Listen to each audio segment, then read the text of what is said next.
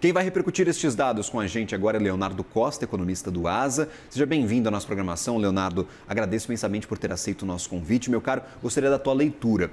Eu percebi talvez um Banco Central um pouquinho mais com mão pesada nesta ata do que estava no comunicado. Essa é a tua leitura ou não? Você vê um Banco Central mais hawkish, mais dovish, mais duro, mais brando? Qual que é a tua percepção geral sobre o documento publicado hoje? Oi, Gabriel, eu que agradeço o convite. Bom dia a todos.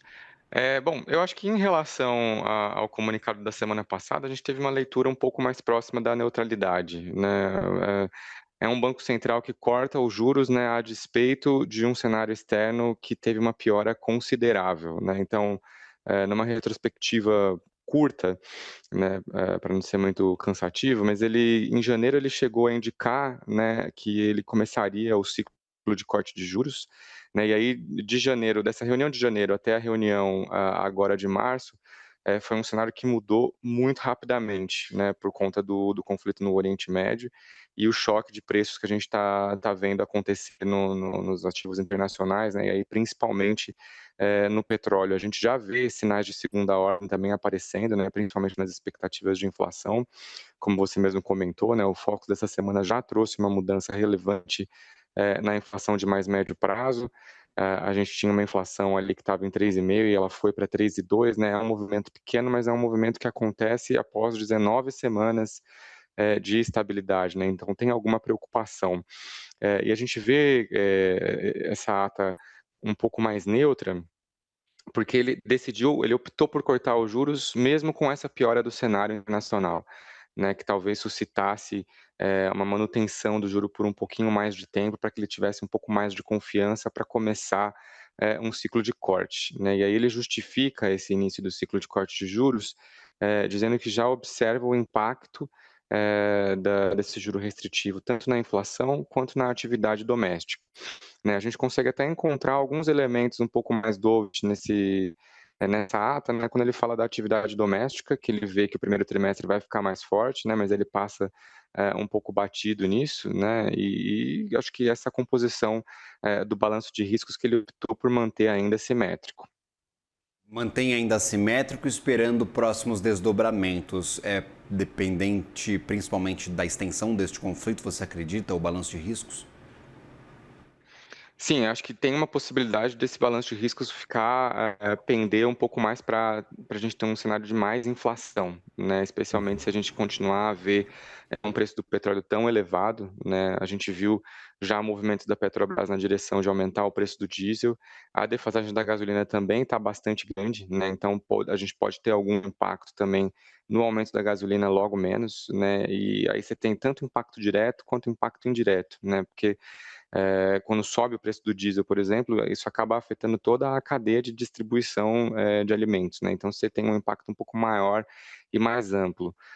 Além disso também, né, a gente depende bastante de fertilizantes que passam ali pelo Estreito de Hormuz, que está fechado, então isso também tende a impactar, a inflação de alimentação aqui domesticamente. Então, de fato, quando a gente, olha o balanço de riscos no calor do momento, né, no calor do conflito, ele parece estar um pouco mais assimétrico para a inflação, mas o Banco Central adotou uma posição mais cautelosa, né, e optando por esperar um pouco mais para fazer alguma alteração ali naquele texto.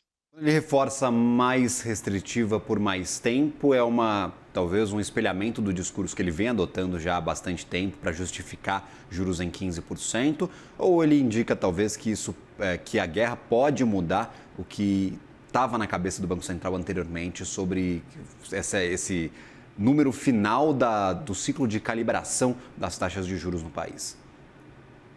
Eu acho que diz mais sobre essa parte, né, de que, ele vê que o grau estava bastante Uhum. restritivo e que ele vai continuar num grau restritivo, né. Então acho que essa parte da comunicação que você mencionou, ela vai mais numa direção de que talvez ele termine com uma taxa, de juros mais alta do que ele esperava anteriormente, né, mas ele está bastante confiante nesse ciclo de corte, né, especialmente por ele já ver esses efeitos aparecendo, o efeito do juro restritivo aparecendo na atividade doméstica e na inflação.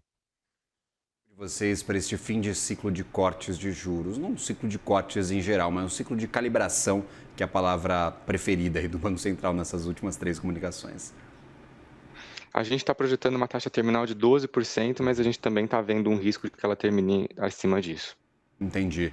Porque o mercado já coloca 2,5 na leitura. Está abraçando de vez o risco guerra? Vocês talvez não colocam peso que o mercado está colocando dos impactos inflacionários da guerra neste modelo de vocês, ô Leonardo? Eu acho que tudo depende muito da duração, né, do conflito e de quanto isso tende a manter o preço um pouco mais elevado, né? Eu acho que o que a gente tem visto é que tem durado até um pouco mais do que esperava-se anteriormente, né? Então, quanto mais esse conflito dura, mais efeitos você vai tendo na inflação e isso vai impactando mais o modelo, né, e a expectativa final dessa taxa Selic. Por isso que tem esse risco de que na nossa projeção fique até acima desse 12%. E eu acredito que o mercado já está colocando um conflito um pouco mais longo na conta. Por exemplo, quando o Banco Central fala em preço de petróleo, no modelo deles, no segundo semestre, indicando uma tendência de queda, também está contando com uma duração não tão longa para este conflito, na tua opinião? Acho que sim, e eu acho que o Banco Central faz bem em usar a curva de petróleo, né, para o seu modelo, até porque não é papel do Banco Central projetar o preço do petróleo, né, mas o mercado aí é puramente uma leitura do que o mercado está vendo para esse conflito, né, e acho que o mercado tem interpretado de que não vai ter uma duração tão longa assim, né, mas a gente tem visto sucessivas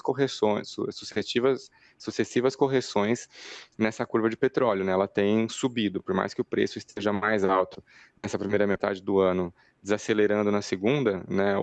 Esse patamar final que a gente tem observado no segundo semestre está ficando cada vez mais alto, né? Então, dizendo que o processo de normalização, mesmo depois do conflito, tende a levar bastante tempo, né? E aí acho que envolve os próprios desdobramentos do conflito com ataque em plantas produtoras de petróleo, né, ou destiladoras. Então, toda essa infraestrutura do petróleo está sendo afetada pela guerra. Então, esse processo de normalização tende a ser maior, né? Mas a curva de petróleo tem indicado isso, um preço mais alto agora no começo do ano, um preço mais baixo na segunda metade do ano, já com essa interpretação de que o conflito não deve se arrastar por tanto tempo, mas os efeitos dele sim, esses tendem a durar um pouco mais. Perfeito. E aí, por exemplo, domesticamente falando, qual que é a tua leitura sobre essa ata? O que o Banco Central indica sobre atividade, sobre desemprego, sobre inflação aqui no país, tirando estes efeitos de guerra, porque parece que o Banco Central ainda vai esperar para definir qual que vai ser o impacto efetivo da guerra na condução de política monetária. Então, domesticamente falando, qual que é a leitura do Banco Central agora? Domesticamente, acho que ele ainda está um pouco cauteloso para indicar qual que vai ser o efeito principal sobre a atividade, né, e sobre a inflação. O que ele está vendo até agora é uma desaceleração da atividade, pontuando que no primeiro trimestre o PIB deve ficar um pouco mais forte, mas que ele ainda confia nos efeitos de segunda ordem aí aparecendo na atividade doméstica com um PIB mais fraco em 2026 em relação ao que foi 2025. Então, para a atividade, a confiança é de desaceleração. Na inflação, ele tem observado esse mesmo movimento, só que parece que a gente está mais próximo de uma reversão, né? E aí acho que já começa a entrar efeitos do conflito, alta de combustíveis, alta de alimentos, né? Que a gente tem observado mesmo nessa inflação de mais curto prazo, né? A gente tem observado uma certa reversão nas últimas semanas, né? Então, a indicação continua sendo essa, para a atividade uma desaceleração, para a inflação a gente vinha colhendo frutos um pouco melhores, mas daqui para frente provavelmente o cenário vai ser um pouco mais desafiador para o Banco Central. Feito. Leonardo Costa, economista do ASA, muito obrigado pela participação conosco, pela leitura da casa sobre esta ata. Até uma próxima, meu caro. Até a próxima. Obrigado. Bom dia a todos. Valeu.